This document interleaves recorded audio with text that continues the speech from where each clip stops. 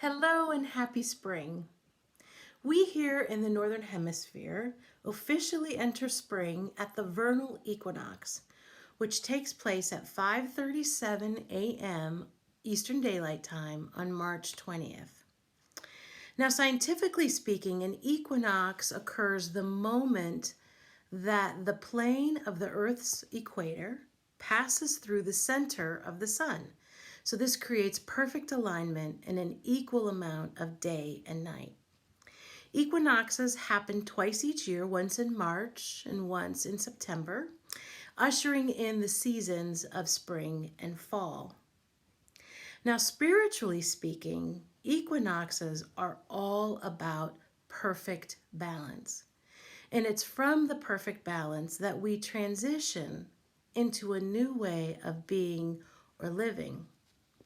Now, to evoke a healing metaphor, it is the midway point on the road to recovery, right? That moment when you have walked so far into the pain that you have begun to walk out of it.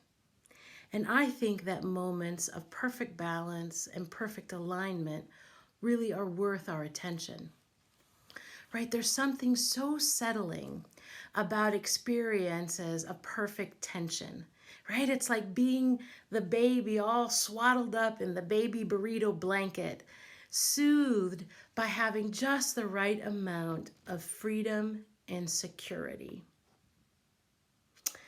I think it's also invigorating to be filled with the vibrational harmony of conception and manifestation, right? Of dreaming and then doing. So here we are, Spring Equinox 2021. Having spent the winter resting and dreaming and planning, it is now time to plant those seeds of those dreams so that we can have an abundant harvest. And I know we are ready to burst out of hibernation and create celebration and joy and connection and abundance after this long winter of pandemic.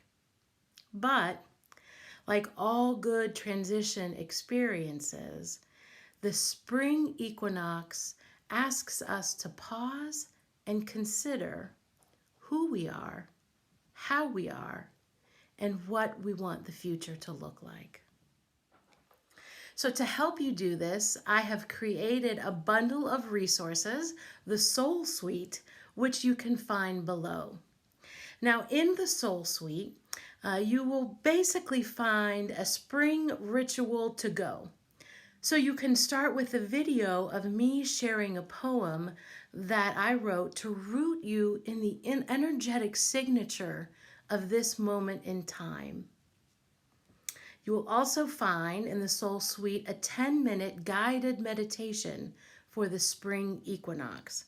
It's all about waking up and lighting up and motivating up.